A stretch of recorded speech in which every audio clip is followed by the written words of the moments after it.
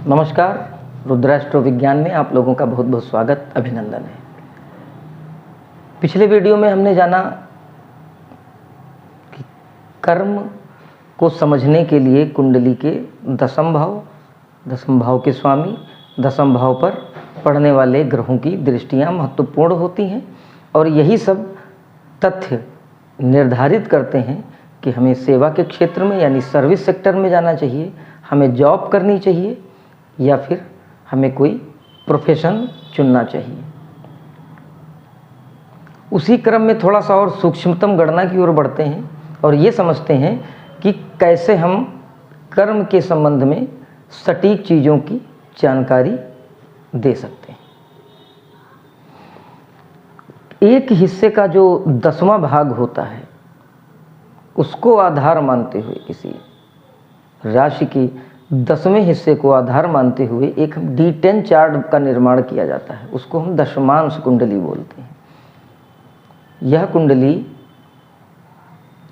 कर्म के प्रभाव और आप कौन सा काम करेंगे, आपके कर्म का क्या आधार है, क्या लाभ और क्या हानि है, इसके लिए विशेष तौर पर D10 चार्ट को हम एनालाइज करते हैं।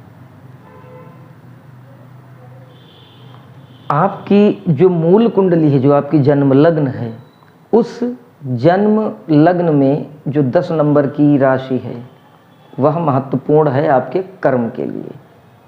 और जो आपकी दशमांश लग्न होगी यानी दशमांश कुंडली में जो आपका पहले भाव, पहले 1 नंबर में जो राशि लिखी है, वह राशि जो है आपके जन्म लग्न में, जो आपका जो जन्म लग्न की जो कुंडली है, वह राशि आपके जन्म लग्न वाली कुंडली में किस भाव की राशि है। ये सूक्ष्म विश्लेषण है, थोड़ा ध्यान से समझना पड़ेगा। एक उदाहरण से मानते हैं कि मेष लग्न की अगर कोई कुंडली है, जन्म लग्न कुंडली, तो उसमें आपके दसम भाव की जो राशि होगी वो होगी मकर राशि यानी 10 नंबर की राशि। तो 10 नंबर की ये जो राशि है, यही आपके दसम भाव के स्वामी हुए, यानी मकर राशि के स्वामी शनि होते हैं। तो आपकी मेष लग्न की कुंडली में दसम भाव के स्वामी शनि हुए। शनि चूँकि इनसे हम दासता, सेवा, इन सब चीज़ों का विचार करते हैं, तो एक प्राथमिकता बन जाती है कि ऐसे व्यक्ति के लिए नौकरी ज़्यादा फायदेमंद है। अब शनि की स्थिति भी देखेंगे। अगर इसी कुंडली में शनि तुला राशि में बैठ जाएं, यानी कि तुला राशि में उच्च के होते हैं और सप्तम भाव में बैठ जाएं, तो शनि की स्थिति मजबूत हो गई। तो दसम भाव यानी जिन जिन भावों के ये प्रतिनिधित्व कर रहे हैं वो भी मजबूत हुए, वो भी अच्छे माने गए। तो एक और प्रगाढ़ स्थिति बन गई कि हाँ, नौकरी यानी सर्विस सेक्टर में ये बेनिफिट उठा सकते हैं। अब इसी उदाहरण से समझते हैं कि अगर मान लीजिए कि हमने दशमांश कुंडली में देखा और दशमांश कुंडली में कर्क लग्न की कुंडली बन के आती है D10 चार्ट में, लग्न 1 नंबर में 4 नंबर यानी कर्क लग्न बन के आती है, तो दसम भाव जो होगा उसमें 1 नंबर लिखा होगा। दशमांश लग्न कर्क लग्न से प्रारंभ होती है। कर्क यानी 4 नंबर, तो 4, 5, 6, 7, 8, 9, 10, 11, 12, 1। दसम भाव के जो स्वामी होंगे उसमें 1 नंबर लिखा होगा यानी मंगल, तो दसम भाव के स्वामी मंगल बनते हैं।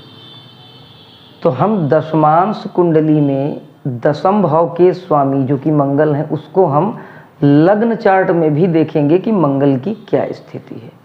दूसरा, कर्क लग्न बनी है D10 चार्ट में फर्स्ट हाउस में, यानी कि दशमांश लग्न के प्रथम भाव में, तो कर्क यानी कि राशि स्वामी चंद्रमा हुए। तो चंद्रमा की स्थिति भी हमें जन्म लग्न में देखनी है। और D10 चार्ट में पूरे कुंडली में हमको देखना है कि कोई ग्रह बहुत विशेष शुभ या अशुभ स्थिति में तो नहीं आ गया है। अगर कुछ विशेष शुभ है तो हमको उसको भी ध्यान देना है गाइड करने के लिए, और अगर कोई विशेष अशुभ स्थिति में कोई ग्रह आ गया है तो हमें ध्यान रखना है उसको सचेत करने के लिए कि हम उस अशुभ ग्रह को भी देखेंगे कि वह अशुभ ग्रह जो कि D10 यानी दशमांश लग्न चार्ट में नीचस्थ हो गया है या बहुत पीड़ित हो गया है, और लग्न की कुंडली में उसका क्या अधिपत्य है, किन भावों का स्वामी है, और कोई कम्युनिकेशन उसका हमारे दसम भाव या दसम भाव के स्वामी के साथ तो नहीं बन रहा है। अगर ये भी कोई कॉम्बिनेशन बनता है तो हम उसको सचेत करेंगे। अगर कोई ख़राब स्थिति बन रही है और अगर कोई शुभ स्थिति बन रही है कि लग्न में कोई ग्रह आपका अच्छी स्थिति में कहीं भी बैठा हो, और हमने जब D10 चार्ट यानी दशमांश कुंडली का विश्लेषण किया तो उसमें भी कोई ग्रह बहुत अच्छी स्थिति में था, अगर ये दोनों वही ग्रह एक ही ग्रह हैं और बहुत अच्छी स्थिति में हैं तो कहीं ना कहीं ये अपना विशेष प्रभाव छोड़ेंगे। अगर कर्म भाव के साथ कोई संबंध बन जाता है तो ऐसे व्यक्ति उस ग्रह के कारकत्व वाले क्षेत्र में निश्चित सफलता प्राप्त करेंगे। ग्रह कोई भी हो, अगर वो अच्छी स्थिति में है तो वो अपने कारकत्व के अनुरूप लाभ देगा। वो चाहे शनि हो, राहु हो, मंगल हो, केतु हो, कोई भी प्लैनेट हो। तो जन्म लग्न कुंडली के साथ अगर काम के विषय में हमको कोई विश्लेषण करना है तो D10 चार्ट का विश्लेषण महत्वपूर्ण हो जाता है। अब जब तक हम D10 चार्ट को नहीं समझेंगे तब तक हमारे फलादेश गड़बड़ हो सकते हैं, क्योंकि वो सूक्ष्मतम गणना होगी D10 चार्ट की। वो स्पेशली इसीलिए 1/10 1/10 हिस्सा करके उसका विश्लेषण किया गया है कि जो सूक्ष्मतम व्यवस्था हो उसको हम समझ सकें कि कर्म के संबंध में कौन सी सूक्ष्मतम व्यवस्था लेकर ये D10 चार्ट हमसे कम्युनिकेट कर रहा है।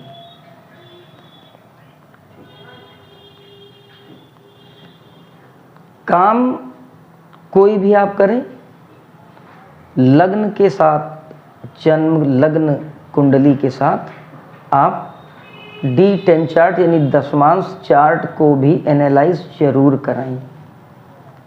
यह विश्लेषण आपकी हो सकता है कि बहुत बड़ी पूंजी आपकी कैपिटल बचा दे वेस्ट होने से।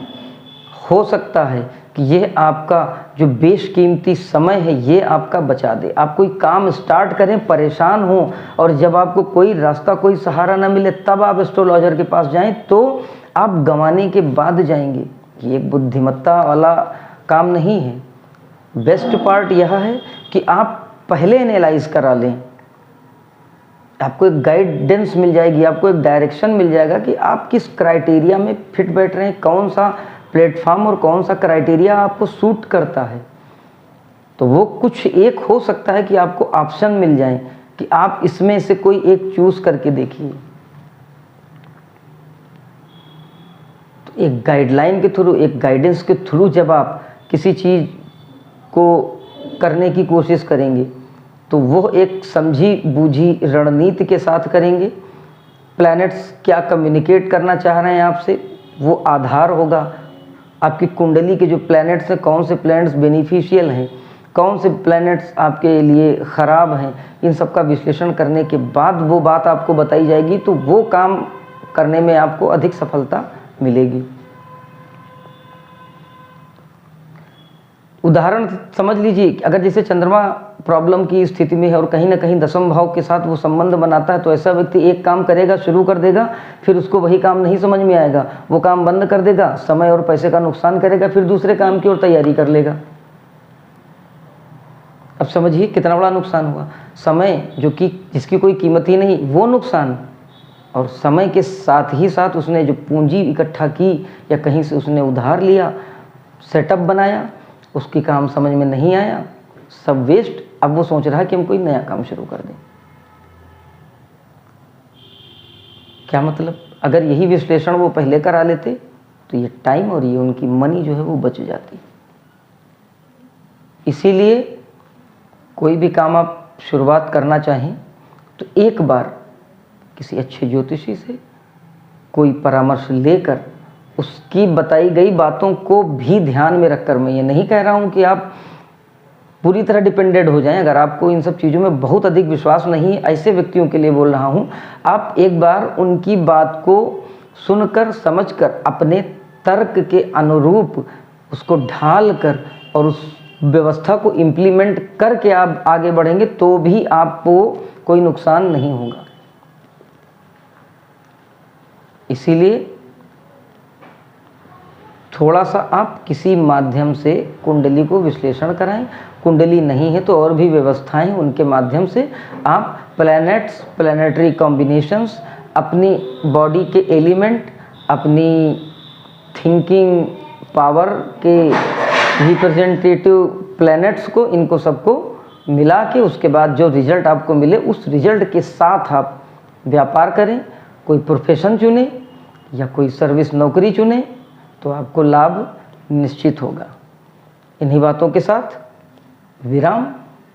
अगले वीडियो में फिर किसी बढ़िया अच्छे और रोचक टॉपिक पर चर्चा करते हैं। तब तक के लिए जय महाकाल।